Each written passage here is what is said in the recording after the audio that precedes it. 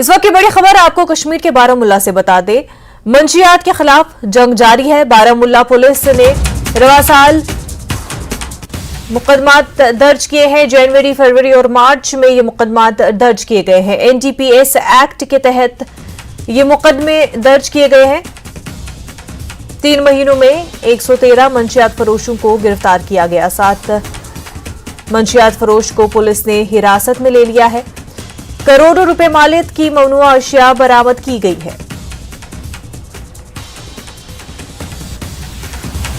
तो ड्रग्स के खिलाफ लगातार बारामुल्ला में कार्रवाई जारी है।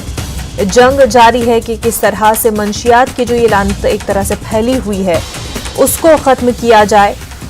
कई मुकदमात दर्ज किए गए हैं। जनवरी, फरवरी और मार्च में खास तौर से 17 से ज्यादा मुकदमात दर्ज किए गए हैं। एनडीपीएस एक्ट के तहत ये तमाम तर कार्रवाइयां की गई, मुकदमे दर्ज किए गए हैं। वहीं अगर हम इन 3 महीनों की बात करें तो 113 मंशियात फरोशों को गिरफ्तार भी किया गया है। करोड़ों रुपए मालियत की ममनुआ अशिया बरामद की गई है। हमारे नुमाइंदे मुनीर हमारे साथ बराह रास्त जुड़ गए हैं। तो लगातार मुनीर, कोशिश जारी है कि मंशियात की जो लानत फैली हुई है उसको रोका जाए, कार्रवाइयां की जा रही है, मंशियात फरोशों को गिरफ्तार किया जाए। इसी हवाले से इस वक्त की भी ये बड़ी खबर है।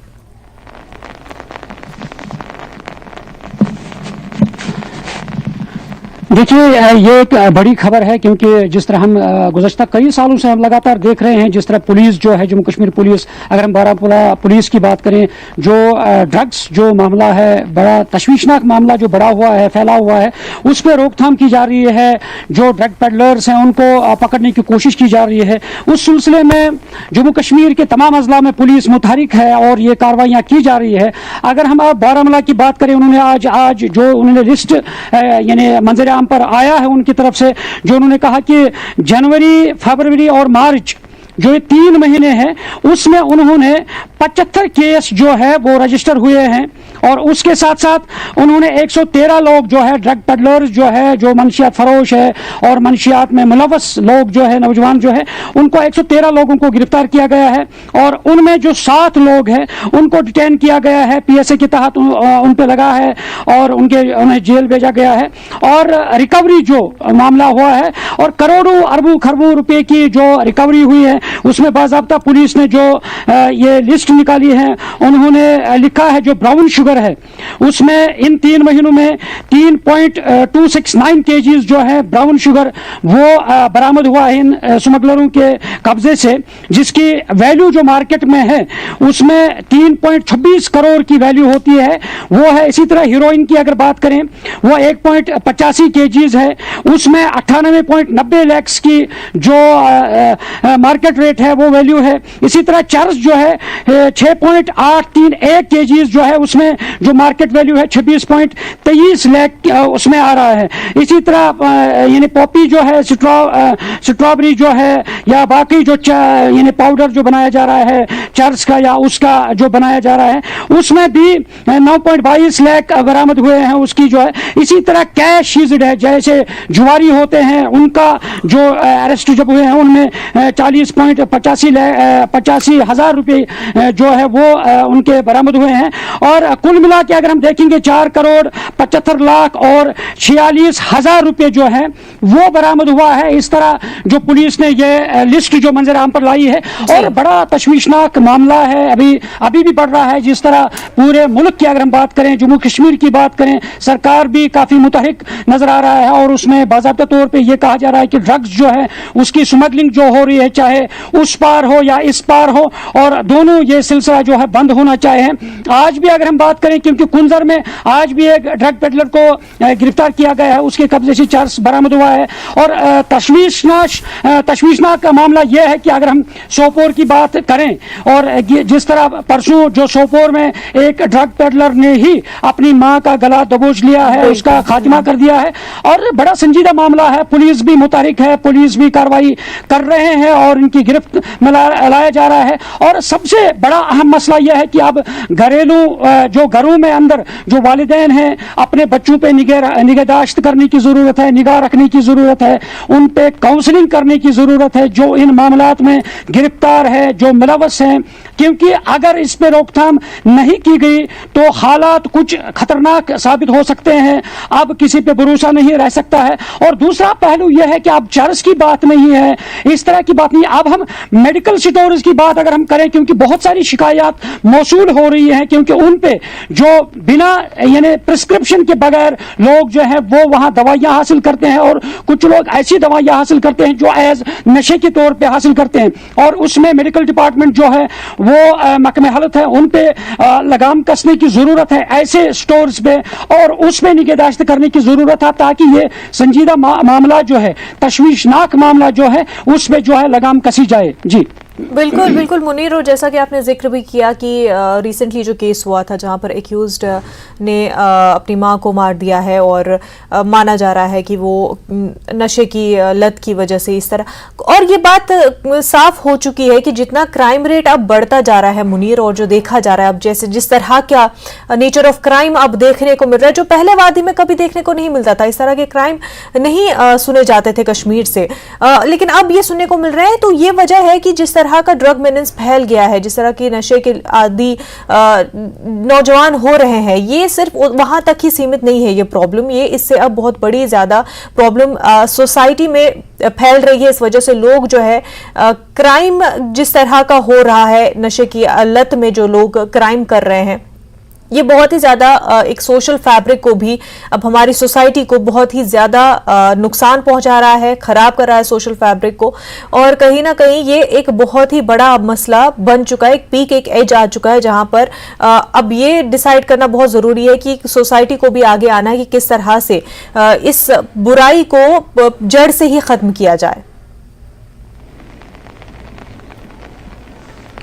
देखिए, आपने सही बात फरमाई है, क्योंकि अगर हम देखेंगे, क्योंकि पहले इस तरह के मामलात रूनुमा नहीं हो रहे थे और देखने को नहीं मिल रहे थे, अब जो आप कह रहे हैं कि सोसाइटी को आगे आना चाहिए, ये जरूरी है, क्योंकि जो हमारे चाहे किसी भी धर्म के, चाहे अगर हम मुस्लिम कम्युनिटी की बात करें, जो उलमाज है, इमाम है, मसाजिद में इन सारी चीजों पे बहस मुबासा करने की जरूरत है। तकारीर जो खुतबा दे रहे हैं इमाम, वो अगर इन मामलात पे दें ताकि सोसाइटी में बहुत सारे जो मामलात हैं उनमें रोकथाम हो सकती है। और इसी के साथ साथ जो हमारी ऑर्गेनाइजेशन चला रहे हैं और मुख्तलिफ तरह के सेमिनार्स कर रहे हैं, इसमें ये सेमिनार्स यहाँ तक महदूद नहीं रहने चाहिए क्योंकि सिर्फ फोटो शूट किया जाए, फोटो उठाया जाए कि हमने सेमिनार किया है ड्रग को कंट्रोल करने में, नहीं। और इनमें जो गांवों में जाकर, इलाकों में जाकर अगर कहीं पे इस तरह के मामलात नजर आ रहे हैं, कहीं पे बच्चे जो है, नौजवान जो है वो ड्रग्स में मुलव्वस हैं, तो उनको पॉइंट आउट करके, उनको बाज़ाब्ता तौर पे बुला के कहीं अलहदा करके इस तरह का यानी सिस्टम बनाना चाहे ताकि उनकी जब गाइडेंस की जाए, उन्हें समझाया जाए कि ये कितना खतरनाक है, किस तरह का इसकी जिंदगी किस तरह खात्मा होता है। तो हो सकता है जब हर कोई सोसाइटी में सामने आ जाए तो जरूर इन मामलात पे जो ये तशवीशनाक मामला है और संजीदा मामला है तो उस पर कंट्रोल किया जा सकता है। तो जरूरत है हर एक को अपने लेवल पे आगे आना चाहिए। और साथ साथ मैंने पहले भी बताया, वालिदैन के लिए बड़ी जिम्मेदारी है क्योंकि उन्होंने अपने बच्चों के साथ टाइम बिताना है, टाइम सर्व करना है और बच्चे को शाम में देखना है कि बच्चा हमारा कहाँ गया है, किसके साथ चलता है। क्योंकि जब हम सोहबत की बात करें, अगर कोई बच्चा, कोई नौजवान गलत सोहबत में मुलव्वस है तो जब एक अच्छा बच्चा उसके साथ चलता है तो जरूर उसकी सोहबत में वो भी बच्चा उसके आदी बन जाता है। तो जरूर हमें चाहिए कि वालिदैन को चाहे कि अपने बच्चों पर नजर गुजर रखें और बच्चों को देखें कि किस बच्चे के साथ वो चलता फिरता है, किसके साथ जाता है। तो जब इन मामलात पे देखा जाए, घरों में देखा जाए, तो जरूर ऐसे मामलात पे जो कंट्रोल किया जा सकता है। और इसी तरह जो एक वबा फैली फैली हुई है, खतरनाक वबा फैली हुई है। क्योंकि अगर हम देखेंगे चर्च की वजह से चोरियां बढ़ने लगी हैं, क्योंकि अब घरों के अंदर माल व असबाब वो भी महफूज नहीं दिखाया जा रहा है, क्योंकि अब बहुत सारी चोरियां हो रही है, सोने की चोरियां और दूसरे गाड़ियों की चोरियां। क्योंकि यह सारा सिस्टम इसी से है, क्योंकि जब एक ड्रग पेडलर को पैसे की जरूरत है, जब वो कामकाज नहीं कर पाता है, तो जरूर वो चोरी करेगा और जरूर वो डाका डालेगा, जरूर वो कत्ल करेगा। तो इस तरह के जो मामलात कश्मीर के अंदर खासकर अब शुरू होने लगे हैं, तो ये काफी तशवीशनाक है, लम्हे फिक्रिया है। और उलमा हो, चाहे सोशल वर्कर्स हो, चाहे एक्टिविस्ट्स हो, और हर तरह के लोग जो है सोसाइटी के अंदर, हर एक की जिम्मेदारी ये बनती है कि वो सामने आ जाए और ऐसे जो संजीदा मामलात है उन पे कदम उठाया जाए और उन पे काउंसलिंग की जाए, ताकि ये मामलात जो है उन पे लगाम कसी जाए, रोका जा सके। जी बिल्कुल बिल्कुल, बहुत ही स्टेप्स, और हर जानिब से, चाहे वो सोसाइटी की तरफ से हो, अथॉरिटी की तरफ से हो, और एक रिस्पॉन्सिबिलिटी का सेंस आना भी बच्चों में ज़रूरी है, जो कि ओवरऑल उनके गार्डियंस और मास्टर में जो अथॉरिटी रखते हैं उनकी तरफ से भी एक बेदारी फैलाना काफ़ी ज़्यादा ज़रूरी है। मुनीर, बेहद शुक्रिया तमाम तर जानकारी के लिए। आगे बढ़ते हैं। इस साल श्री अमरनाथ जी की सालाना यात्रा तकरीबन 60 दिन तक चल सकती है और 20 या 27 जून से यात्रा का आगाज मुतवक्का है। 30 अगस्त को रक्षाबंधन और श्रवण पूर्णिमा के साथ यात्रा इख्तिताम पजीर हो गई। इस सिलसिले में लेफ्टिनेंट गवर्नर मनोज सिन्हा ने राजभवन में श्राइन बोर्ड की 44वीं मीटिंग की सदारत की और इस साल की यात्रा के मंसूबों के बारे में उनके साथ तफसील से तबादले ख्याल किया। हुकाम के मुताबिक यात्रा के आगाज के लिए 20 जून और 27 जून की तजवीज आई। सूरत में बेहतरी और सयाहों के भारी रश के पेश नजर यात्रा तकरीबन 60 दिन तक जारी रहने का इम्कान है। SAS भी जल्द ही सालाना यात्रा के तफसीली शेड्यूल जारी करेगा।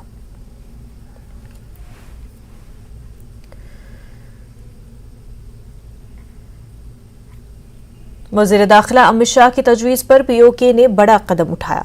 करतारपुर कॉरिडोर की तर्ज पर शारदा पीठ कॉरिडोर की तजवीज़ को POK की मंजूरी मिल गई है। खबर की सरकारी सतह पर तौसीक नहीं हुई है। उधर पाकिस्तान के साबिक हाई कमिश्नर अब्दुल बासित ने दावा किया कि 29 मार्च को POK की असेंबली ने तजवीज़ को मंजूरी दे दी है। वज़ीर दाखिला अमित शाह ने शारदा पीठ कॉरिडोर की यकीन दहानी कराई थी।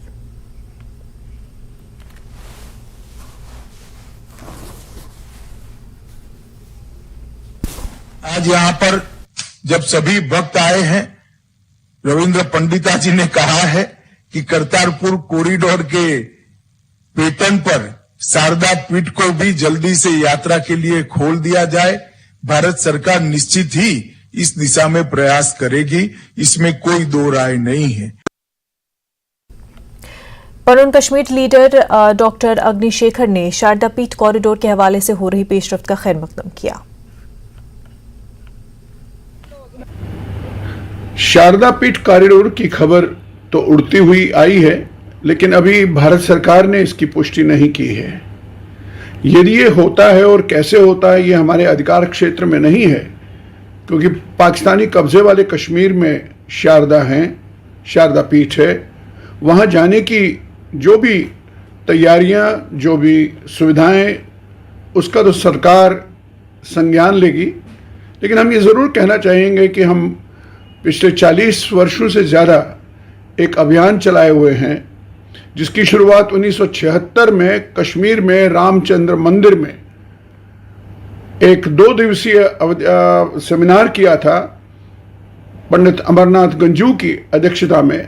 तब से बराबर आज तक अभी शारदा पीठ के किनारे, कृष्णगंगा के किनारे टीटवाल तीर्थ बल जिसे कहते हैं, वहाँ जो नवनिर्मित शारदा मंदिर हुआ है, तो इस खबर के पंख लग गए। और बहुत अच्छी बात है कि अगर जाने दिया जाता है, क्योंकि कश्मीर शारदा पीठ के नाम से ही जाना जाता है और ये विद्या की भूमि है। 64 कलाओं की देवी शारदा की जन्मस्थली और वहाँ विराजमान है। तो जितना भी इंडिक सिविलाइजेशन है, जितना भी कश्मीरी पंडितों का या पूरे देश में जो भारतीय प्रज्ञा, भारतीयता जिसे आप कहेंगे, उसकी प्रतीक स्वरूप शारदा देवी हैं और वहाँ जाने की अनुमति मिलना अच्छी बात है। और लेकिन उसकी सरकारी पुष्टि अभी तक हमारे पास नहीं है। अगर होती है तो ये बहुत ही महत्वपूर्ण घटना होगी। जहां तक निर्वासित कश्मीरी पंडितों की बात है, वो तो अतिरिक्त रूप से खुश होंगे, पूरे देश को खुश होना चाहिए।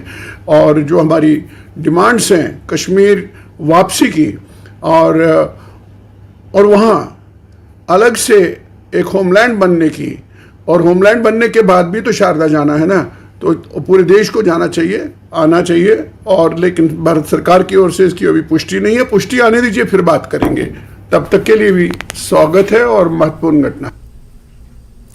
कश्मीरी पंडितों की तंजीम रोड्स एंड कश्मीर के लीडर अमित रैना ने करतारपुर कॉरिडोर की तर्ज पर शारदा पीठ कॉरिडोर खोलने की हो रही कोशिशों का खैर मकदम किया। करतारपुर कॉरिडोर की तरह मां शारदा पीठ का कॉरिडोर खुलना एक सुखद समाचार है। भारत के सिविलाइजेशनल आध्यात्मिकता का केंद्र कश्मीर रहा है और इस केंद्र का स्रोत मां शारदा का निवास शारदा पीठ रहा है। शंकराचार्य और अनगिनत देश के विद्वानों ने शारदा पीठ में जाकर नमन किया है और वहां से प्रेरणा लेकर, विद्या लेकर पूरे देश में, पूरे विश्व में फैलाया है। मैं कश्मीरी पंडित समुदाय की ओर से माननीय प्रधानमंत्री और माननीय गृह मंत्री का धन्यवाद करना चाहूंगा कि जिनके प्रयास से ये कॉरिडोर शायद वापस खुलेगा और न सिर्फ कश्मीरी हिंदुओं को बल्कि देश भर के हिंदुओं को, विश्व भर के हिंदुओं को मां शारदा का आशीर्वाद लेने का पुनः अवसर मिलेगा और इस देश के आध्यात्मिकता शोध को एक नई। वक्त हो गया एक छोटे से ब्रेक का, जल्द होंगे हाजिर।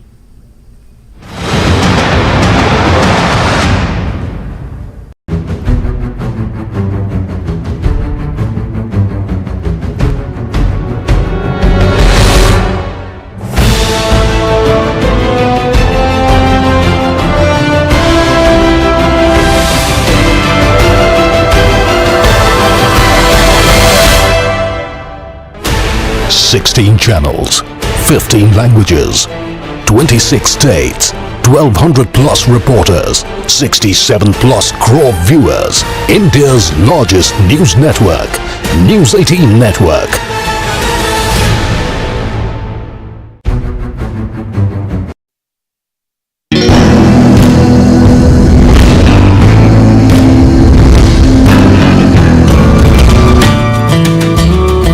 कई सारे जो लड़के लड़कियां हैं जो शादी नहीं कर पाते हैं, मास मैरिजेस का जो कल्चर है वो आपने यहाँ स्टार्ट किया है। जब मैरिज लेट होता है तो इससे आपको पता है कि बुराई तो बढ़ेगी ही। इंसान इंसान है, कोई मतलब फरिश्ता है नहीं, फिर गलतियों के चांसेस ज़्यादा बढ़ते हैं। यूनिसेफ जैसी या कुछ ऐसी बड़ी ऑर्गेनाइजेशंस होती हैं, रेड क्रॉस हो गई या कुछ बड़ी सोसाइटीज़, आप उनके साथ टाइप करें। कश्मीर के लोगों से लेना चाहता हूँ और कश्मीर के लोगों पे भी खर्चा करना चाहता हूँ ताकि इनमें जो जज्बा है देने का, सोशल वर्क का, ये कायम रहे। मिलिए सोशल एक्टिविस्ट उमर वानी से बेमिसाल। देखिए शनिवार शाम 6:26 और इतवार शाम 4:56 पर सिर्फ न्यूज़ 18 जम्मू कश्मीर लद्दाख हिमाचल पर।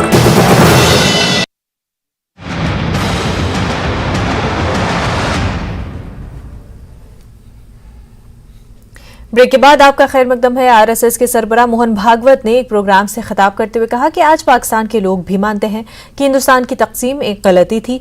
उन्होंने सवाल किया कि जो लोग हिंदुस्तान से अलग हुए वो अपनी सकाफत से अलग हो गए, क्या वो खुश है? जो हिंदुस्तान आए वो खुश है, जो पाकिस्तान में है वो उदास है। जैसे आज जिसको हम पाकिस्तान कहते हैं उसके लोग कह रहे हैं कि वो गलती हो गई, ये गलती हो गई, सब कह रहे हैं, सब मानते हैं। आप देखिए जो अपनी हठधर्मिता के कारण भारत से अलग हो गए, अपनी संस्कृति से अलग हुए, पूर्वजों का नाता तोड़ के उनको भुला दिया गया, ऐसे जीवन में जिन्होंने प्रवेश किया और जो भारत से अलग हो गए, क्या वो अलग हो गए उससे अभी इस क्षण तक सुख में है? वो दुख में है। उस अपने भूमि को छोड़कर भारत के साथ रहने के लिए यहां जो आए, उन्होंने अपने जीवन को अपने पुरुषार्थ से फिर से खड़ा कर लिया।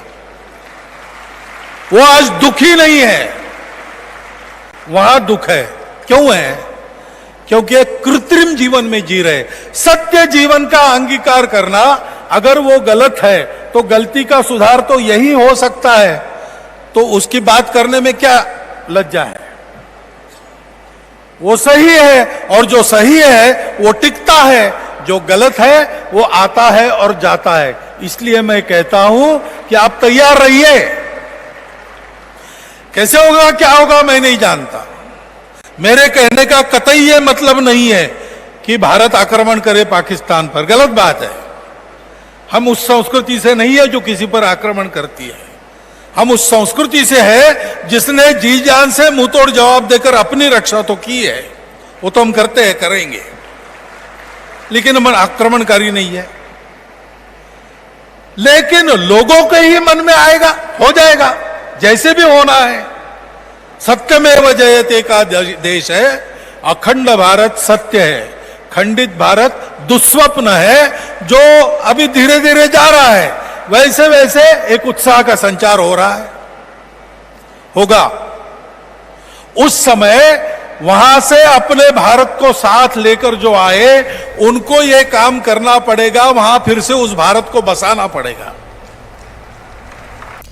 पीओके में वाक़ई तारीखी शारदा माता पीठ मंदिर का दौरा करने की अकीदतमंदों को पाकिस्तान की जानिब से इजाजत देने की तजवीज़ का जम्मू कश्मीर बीजेपी सदर रविंद्र रैना ने खैर मकदम किया है। उन्होंने कहा कि पीओके हिंदुस्तान का हिस्सा है और उसे बहुत जल्द पाकिस्तान के दहशतगर्दों के चुंगल से आज़ाद कराया जाएगा। उन्होंने ये भी कहा कि मरकजी हुकूमत ने पहले ही इस मंदिर को अकीदतमंदों के लिए खोलने को यकीनी बनाने के लिए अपनी तमाम ताकत इस्तेमाल करने की यकीन दहानी कराई थी। बहुत मतलब ना प्रभावित हुए हैं, ये बहुत अच्छे हैं, उन्होंने ही मिलनसार लोग, मिलनसार भाई मिले तो बहुत अच्छे। ऐसा कहा जा रहा है कि जो सूत्रों से भी जानकारी मिली है कि पीओके की असेंबली ने एक प्रस्ताव पास किया है, जिसके मुताबिक वो अब शारदा पीठ जो है, पीओके अब शारदा पीठ खोलने की मंजूरी दे चुका है, जो उनकी असेंबली है। और ये एक बड़ी खबर है, इस पर बहुत सारी रिएक्शंस आई है। इस पर बात करने के लिए मेरे साथ हैं बीजेपी के JNK यूटी के हेड रविंद्र रैना। क्या कहेंगे इस पर? देखिए, यहाँ तक माँ शारदा जी के पीठ की बात है, आज से नहीं, हजारों वर्ष पहले शारदा पीठ धार्मिक, सामाजिक और आध्यात्मिक अध्ययन का बहुत बड़ा केंद्र था। दुनिया का एक बहुत महान प्राचीनतम विश्वविद्यालय शारदा पीठ के अंदर था, जहां दुनिया भर से जो ऋषि मुनीषी साधु सन्यासी वहां आके वेद शास्त्र का अध्ययन करते थे, रिसर्च करते थे। स्वयं आद्य गुरु शंकराचार्य जी 14वीं शताब्दी में स्वयं पैदल चलकर वो शारदा मठ पहुंचे थे, और शारदा मठ में ही उनको जगत गुरु की उपाधि प्राप्त हुई थी। वो बहुत बड़ा श्रद्धा का, आस्था का केंद्र है। और जब इस वर्ष प्रथम नवरात्र में कृष्ण गंगा नदी के किनारे मां शारदा जी के मंदिर का वहां पुनर्स्थापना निर्माण किया गया टीठवाल उत्तरी कश्मीर में, तो ये मांग उस वक्त बढ़ने लगी कि ये पुनः वो शारदा पीठ खोला जाए। और स्वयं देश के माननीय गृह मंत्री अमित शाह साहब ने उस दिन कहा था कि इस ओर प्रयास होंगे, और अगर भविष्य में शारदा पीठ खुलता है तो ये बहुत बड़ा ऐतिहासिक निर्णय होगा। बहुत एक सवाल है कि जैसे पीओके की असेंबली ने अगर ये प्रस्ताव भी पास किया, लेकिन हम सब जानते हैं कि इसमें पाकिस्तान को कॉल लेनी पड़ेगी, क्योंकि वहां की असेंबली कोई भी इतनी वो ताकतवर नहीं है, ना वो कोई इम्प्लीमेंट कर सकती। देखिए, पाकिस्तान के कब्जे वाला जो जम्मू कश्मीर है तो भारत का हिस्सा है, संवैधानिक तरीके से वो भारत का है। लेकिन चूंकि 1947 में हमला करके पाकिस्तान ने उस हिस्से पर गैर कानूनी कब्जा किया है, और पाकिस्तान वहां इनडायरेक्ट वे में पाकिस्तान रूल करता है, तो जो है वो कुछ न कुछ अगर वहां के लोगों ने डिमांड की है। वैसे जब यात्रा यहां से टीठवाल मां शारदा देवी जी के उस मंदिर तक गई, और कृष्ण गंगा नदी के किनारे सामने पार पीओके के जो लोग हैं वो भी तो आए थे, फिर वो छड़ी यात्रा लेके शारदा तक वो गए, क्योंकि उसके आगे हम जा नहीं सकते थे। तो वो जो पीओके के तो लोग भी चाहते हैं, क्योंकि इससे बहुत बड़ा वापिस चहल पहल का केंद्र ये सारा क्षेत्र बनेगा। मुझे लगता है कि आपसी बातचीत के जरिए भी मामला इसमें पहल हो सकती है और होनी चाहिए। शुक्रिया। तो ये थे रविंदर रैना, बीजेपी के प्रेसिडेंट जम्मू कश्मीर यूटी के। साफ कह रहे हैं कि ये अगर ऐसी चीज होती है, अगर असेंबली की वहां की असेंबली ने पास किया ऐसा प्रस्ताव, तो ये एक बड़ी अच्छी पहल है, उसको हम वेलकम करते हैं। और उनकी मांग है कि जो इस पे जो सेंट्रल गवर्नमेंट है वो भी अब जल्द से जल्द एक्शन ले, ताकि जो दीरिना मांग है न सिर्फ कश्मीरी पंडितों की बल्कि जितने भी डिवोटीज हैं वो जल्द से जल्द वहां जा सकें और अपनी श्रद्धा वहां दिखा सके। कैमरामैन आशु के साथ में समीर भट्ट, न्यूज 18 जम्मू। प्राइम नून एट 1 में फिलहाल इतना ही। आप बने रहिए न्यूज 18 जम्मू कश्मीर लद्दाख हिमाचल के साथ। आदाब।